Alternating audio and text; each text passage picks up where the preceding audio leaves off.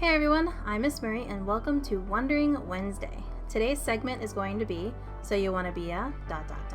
where we interview someone that is in a really interesting career, so when people ask you, what do you want to be when you grow up, you might have some ideas because of some of the cool people we've talked to, right here. So today we're going to be changing things up a bit. Instead of talking about a career, we're going to be talking to someone with an amazing hobby. Because when you're a grown up, life shouldn't just be about work. So today we're going to be talking with my friend Travis, who is a DC United supporter. These are special groups of fans that sometimes travel to watch the team play in another city. They are like one big happy family that rallies around their favorite team. Now, since we live near DC, DC United is our team, but you can find soccer supporter groups all over. So let's learn what it's like to be a part of such an awesome group. Hello everyone, today I am here with Travis and he is going to be talking to us about what it is like to be an official soccer supporter.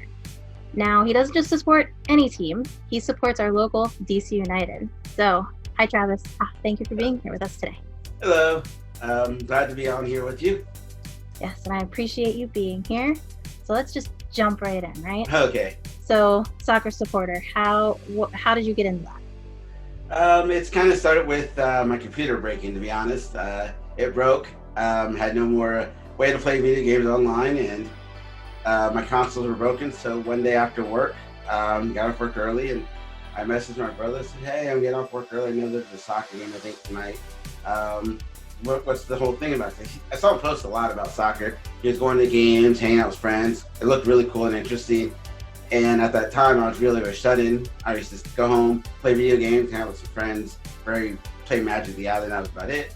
And then once everything kind of broke down, I was like, let me go see what this is all about. So I messaged him, he gave me the details. He said, show up here at this time. I got a metro, went to RFK Stadium, and I showed up. There was a guy there waiting, exactly as he said. He greeted me. He said, oh, you must be Austin's brothers. Yeah. And we started talking. And then as I was looking around, see this big crowd of people just kind of sitting there, grilling up food, eating, chit-chatting, drinking. It was a hot day, so everyone had water out and everything. And I ran into some people that, wait a minute, I think I know that person and that person. They're people I went to high school with.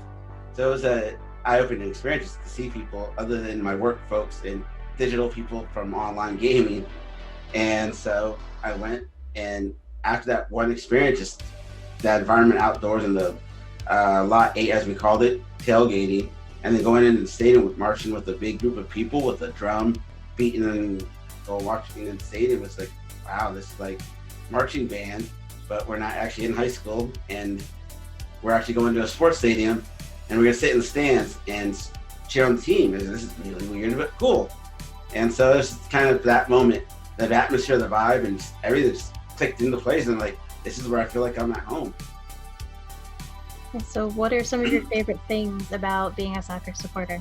Well, the many people and faces I get to see, because I see people from all walks of life. We have people that are lawyers, people that are nurses and doctors, people that work at breweries, people that are grocery store workers, people that are work at the stadium themselves, security and stuff, and we all get together at one common place. Like, we just forget where we all come from, and like, we're just here to cheer on the team, have a good time, talk about the day's lives, and cheer the team on. And it's just like, that was one of the things I was like, this is a place where all just one person, one voice. It didn't matter where we did the day before, where we come from. It's just, we're here for the same common purpose. And I really liked that. That was one of the big things that drew me to soccer, was that.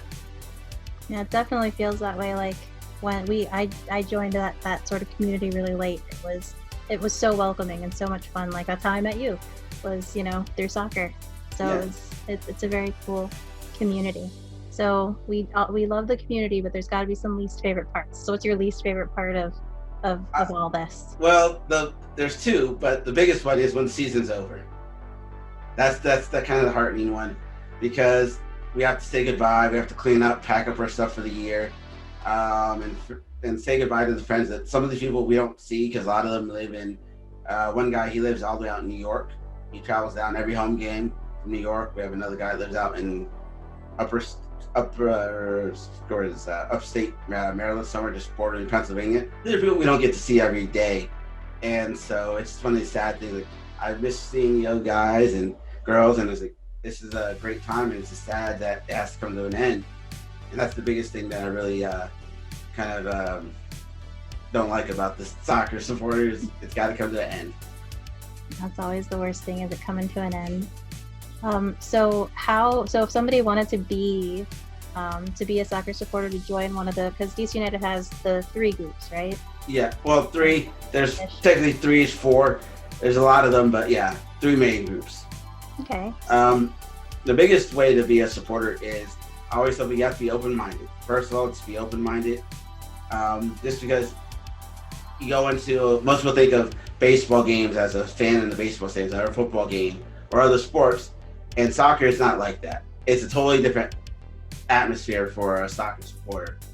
And so if you're not open-minded, then you might not be as accepted of what's going to happen, because like I said, we're standing and sharing for 90 minutes, so it's a whole different thing. And once you accept that you got to be open-minded about it, then you can do your research and find what group fits best for you. Some groups are like our group. We're organized. We kind of put up a Facebook post the day before, say, hey, tailgate tomorrow at this time. Who's bringing what? And it's kind of a last minute thing, is who's bringing this? I'm bringing that. I'm bringing the meats. I'm bringing sodas and water. I got the table and chairs kind of thing. Oh, it's going to be a hot day, so I'll get a couple of bags of ice. And then other groups are a little more organized. And then other ones, it varies. You have to find your fit and place. They all have one common goal, is to cheer on the team, but everyone does it a little bit differently. So you just have to research the different groups that you like and find where you think you might fit in and what organization. I always say, try them all out. I've been a member of all the groups, and some of the groups that are no longer around, they're there in spirit with us. And I just found the group that I'm with, which is the District Ultras. They're the ones that I feel more at ease with. They're the ones I've socialized with for the longest time in my 10 years. I know people from the other groups. Again, we're good friends with a lot of those other people as well, because I see them on away trips and stuff. So, but yeah, open-mindedness, and then find us what group you think you might fit into. So you mentioned something about away. So what are some of the things that you would do? So let's say you join a group, you found one that you fit into. What are some of the things? You said tailgating or some of the things that you do. Yeah. So what else? Well, tailgating, volunteer work, because a lot of the groups, all of them do various volunteer work within the community. We partner up with the team. We did a few years back, we did a project at one of the schools in DC, a middle school. We painted there's a couple hallways that needed retouching up. We painted it. We fixed some things, and then we've done other events throughout the year for away trips. We travel with other people to other games. So like we go up to New York a lot. We go to Pennsylvania for the Philly game. We go to New Jersey for the Red Bulls game. I've gone to Seattle. I've gone to Portland. I've gone out to LA. We just travel as a group, Vegas for one of our games, and we travel a lot, and we organize it. We say, hey, we're all going to meet up here at this place, this restaurant, this bar, wherever, for pre-gaming. And then we're going to march in and listen to, they always give us a speech at these away games. Tell us what we can and can't do, and kind of give us the do's and don'ts and everything, and escort us to our seats just for safety reasons. And yeah, and that's one of the things that we also do. During the off season, our District Ultras, we do a lot of events. We haven't done it since COVID started, but we usually host a winter bowling game tournament thing that we do. There's a golf tournament that they organize for some of the people that like to golf. A lot of us will organize concerts, because there's a lot of us are music heads, so they go to various concerts throughout the year. There are a few other local soccer teams in the area that do play throughout the winter, that they'll go out and support. Some of our members that are with the District Ultras and that play in the band as well, their nephews or nieces or their own kids play for the DC United Academy team, and they don't play the normal season like we do, so they play some off-season games. So we'll go support there. We'll bring out the drums and the cheer on the 12-year-olds out in the field too. So, I mean, there's all sorts of things we can do outside of soccer and try to socialize and help out. But I like the community. We do, like I said, we do a lot of volunteer work throughout the year as well, and we travel. And even if we're not traveling for soccer, a lot of us will still get together and do mini road trips together. Just say, hey, what are y'all doing? Let's go over here and go visit, go sightsee. So that kind of changed due to COVID, but we still get to hang out. We do weekly Zoom meetings like we're on here now. So we get together. We do like a mini tailgate thing, and we get on for Zoom calls for the games that have been going on throughout the season. So we still try to stay normalized a little bit. See, and that's good when you got to keep the family together, even when things are not like they were. But I'm hoping to get back at Audi Field and watch the games at some point when it's safe. Yes. Yeah. So, are you ready for some fun? Yes. Okay, we're gonna do a lightning round. So I'm gonna ask you, excuse me, a bunch of random questions, and you just give me the first answer that pops in your head. You ready? Okay. Okay. If you could visit any place in the world, where would it be? Japan. Same here. If you could have any superpower, what would it be? To fly. Okay. What's your favorite superhero? Spider-Man. Favorite movie? Toy Story. The Favorite first song? one. The first one? Yes. Favorite song?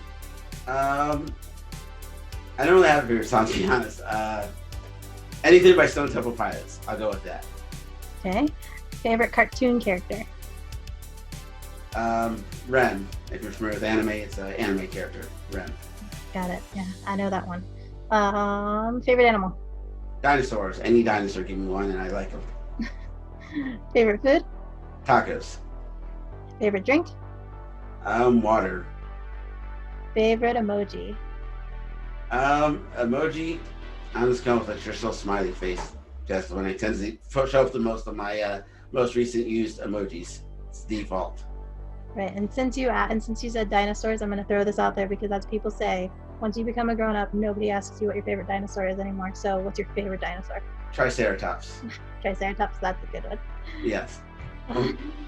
Okay. So that's all I have for you today. Okay. I'm really grateful that you came on to talk to us a little bit about this awesome community and culture that's right here in our hometown, and hopefully we'll be able to get together and cheer on DC United soon. Yeah, same with you. Okay, thank you. Uh-huh.